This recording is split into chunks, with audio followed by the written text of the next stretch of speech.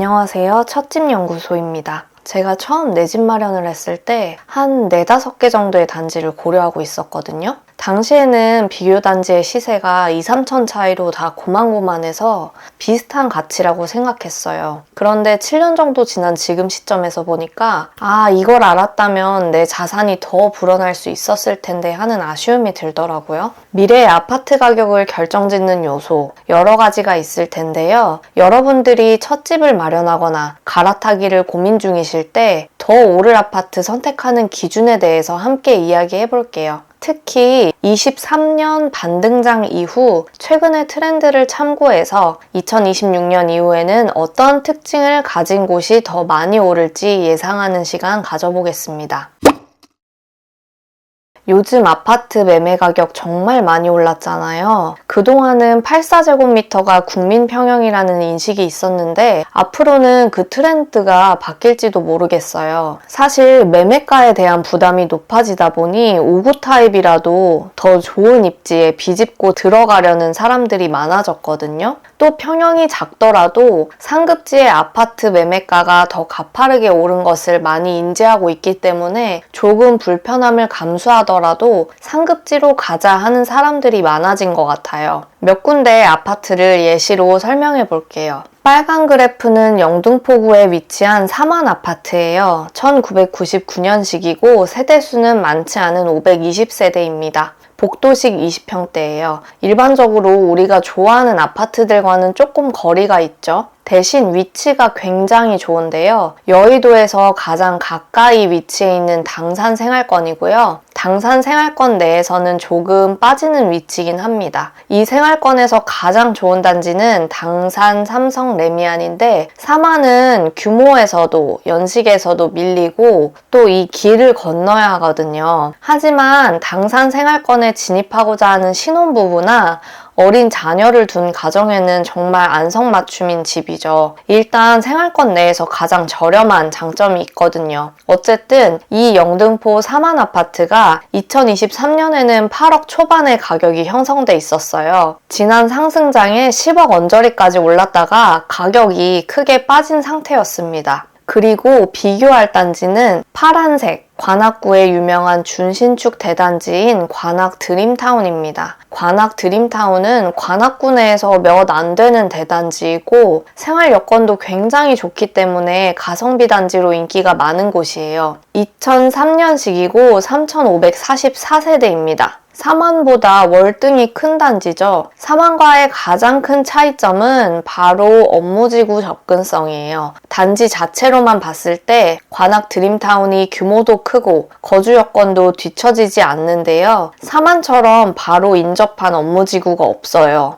그리고 결정적으로는 역에서 먼 편이죠. 사만도 초역세권은 아니지만 2호선, 9호선 더블 역세권인 당산역까지 충분히 걸어서 갈 만한 거리거든요. 관악 드림타운 34평도 23년 초에 8억 정도의 매매가에서 왔다 갔다 했거든요. 그런데 최근 실거래가 기준으로 비교해보면 관악 드림타운 33평이 최고 10억 8천, 그리고 영등포 사만이 최고 11억 7천으로 1억 정도의 차이가 나게 됐어요. 호가 차이는 이보다 더 큽니다. 관악 드림타운 42평보다도 더 빨리 영등포 사만이 11억 원을 돌파했어요. 이렇게 가격이 하락하는 시기에는 입지와 단지의 가치가 뒤엉키는데요. 상승기에도 시점 차이로 인해 이런 현상이 발생할 수 있습니다. 여기서 얻을 수 있는 인사이트는 입지가 좋은 20평대가 더 빨리 많이 오른다는 거죠. 이 말은 내가 20평대를 갖고 있다면 갈아타기를 할 때도 하급지 30평대보다는 조금 더 가볍게 몸을 빨리 움직일 수 있다는 이야기입니다. 그래서 다음 갈아타기를 염두에 두고 집을 매수하실 때는 황금성이 좋고 더 먼저 가격이 움직이는 20평대,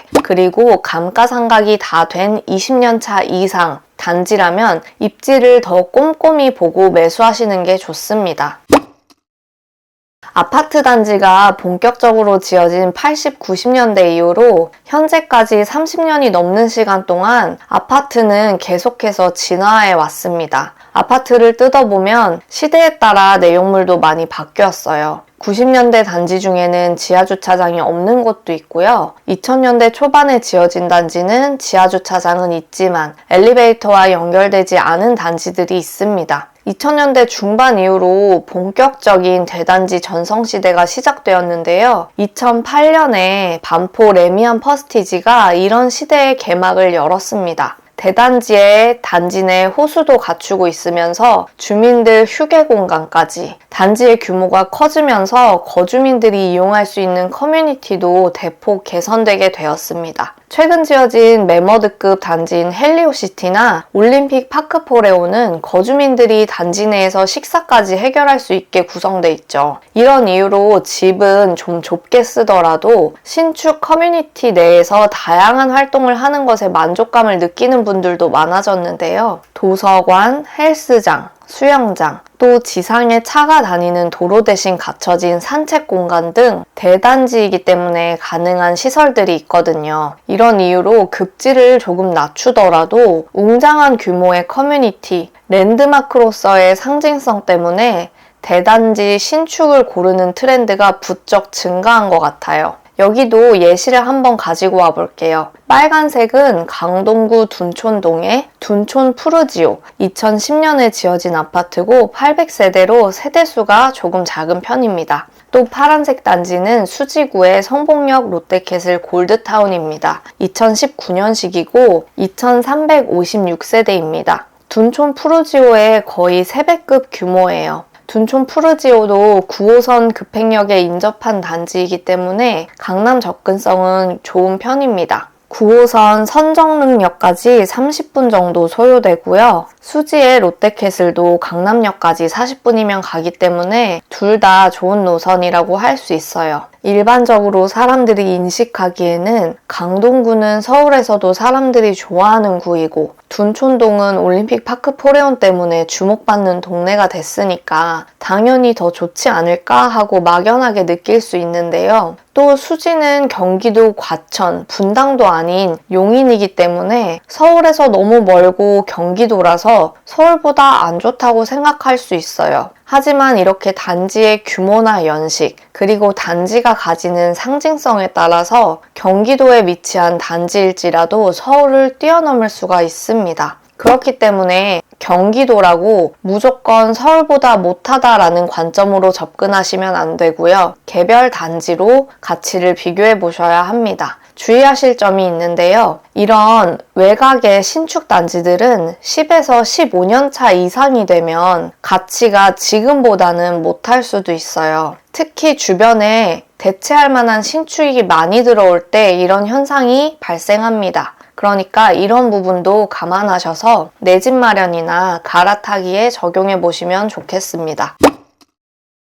제가 부동산 초보일 때 가장 집중했던 게 뭐였냐면요. 바로 이 교통 호재였어요. 제가 첫 집을 2019년도에 샀는데 그때 아는 분이 구로구에 신안산선이 생긴다. 그러니까 지금 가격이 쌀 때 매수해라 라고 조언을 해주셨거든요. 그런데 그때 만약 제가 구로에 내 집 마련을 했다면 아직 신안산선 이용도 못하고 있겠죠? 호재만 보고 내 생활권도 아닌데 나중에 더 많이 오를 거라고 예상해서 투자나 내 집 마련하시면 오랜 기간 고통스러울 수 있습니다. 지난 상승장을 강하게 리딩했던 트렌드가 있는데요. 바로 GTX 노선이에요. 지금은 GTX 노선이 A, B, C, D, E, F까지 늘어났죠. 왜냐면 GTX만 붙었다 하면 아파트 가격이 엄청나게 올랐거든요. 하지만 이 GTX 노선이나 새로운 열차 노선이 실질적으로 얼마만큼 업무지구 접근성을 개선시키는지, 과연 얼마나 많은 사람들이 이용하게 될지도 꼭 따져봐야 합니다. 무조건 노선이 생긴다고 가격이 입지를 초월해서 상승하지는 않거든요. 첫 번째로 어떤 업무지구까지 연결이 되는지, 한 번에 연결이 되는지 아니면 환승이 필요한지. 3대 업무지구 아시죠? 강남, 여의도, 을지로 이 세 지역을 우선 보시고 중요도는 강남, 여의도, 을지로 순입니다.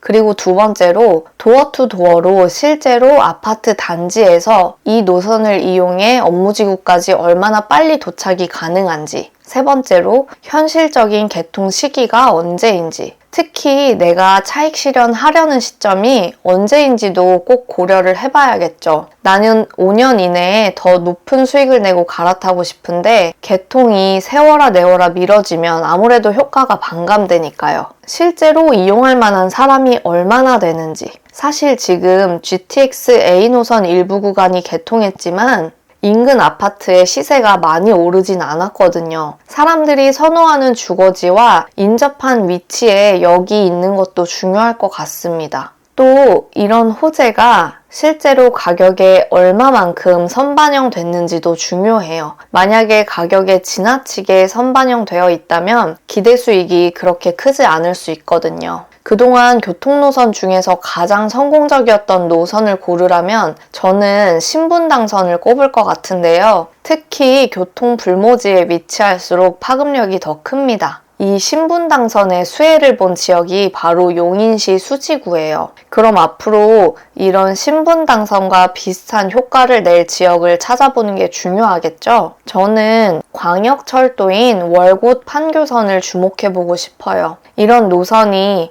주거지, 특히 신축 아파트 밀집 지역과 인접해 있을 때 시세가 탄력을 받기 더 좋습니다. 판교가 핵심 일자리는 아니지만 여전히 30만 이상의 종사자 수를 갖춘 곳이고 IT 기업이 주를 이루고 있어 연봉 수준도 높은 편이거든요. 특히 현재 주거지가 갖춰져 있는 만안역에서 의왕 일대 아파트들을 잘 살펴보는 것도 좋을 것 같습니다.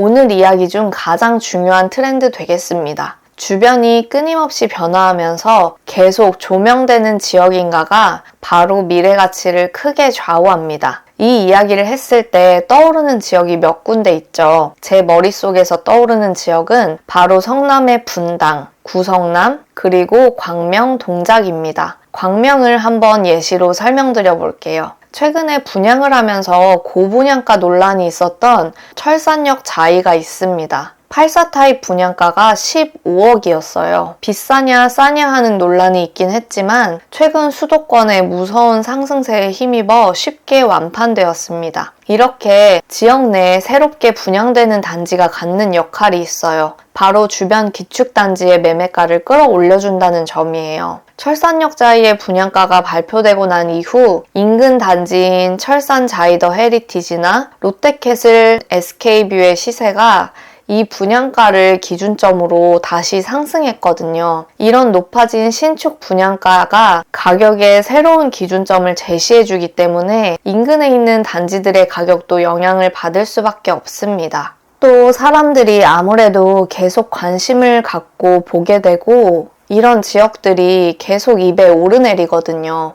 뿐만 아니라 신축이 계속 들어오면서 실제로 주거 환경도 크게 개선되는 부분이 있기 때문에 현실적인 삶에서도 더 만족스러워지는 부분이 생기게 됩니다. 예전에는 주거지로서의 인식이 그렇게 좋지 않았던 구성남을 떠올려 보시면 이 이야기가 이해가 되실 거예요. 서울에서 앞으로 기대되는 지역 중 하나가 바로 동작구입니다. 노량진 뉴타운은 남아있는 뉴타운 중 가장 규모가 큰 곳이에요. 이미 동작구 인근의 아파트 매매가가 많이 상승했죠. 노량진 뉴타운의 프리미엄과 또 향후 이 지역의 분양가가 인근 단지의 매매가를 끌어올리는 역할을 하게 될 가능성이 높습니다. 2040년 서울 도시 기본계획 살펴보시면 이 부분에 대한 아이디어 더 얻어보실 수 있을 거예요. 향후 저도 컨텐츠로 다시 다뤄보겠습니다. 오늘은 2026년 이후 더 많이 오를 아파트와 지역의 트렌드에 대해서 알아보았습니다. 이런 투자 공부할 수 있는 이야기들 저의 네이버 프리미엄 콘텐츠에서 계속 다루고 있거든요. 관심 있으신 분은 고정 댓글 클릭해주세요.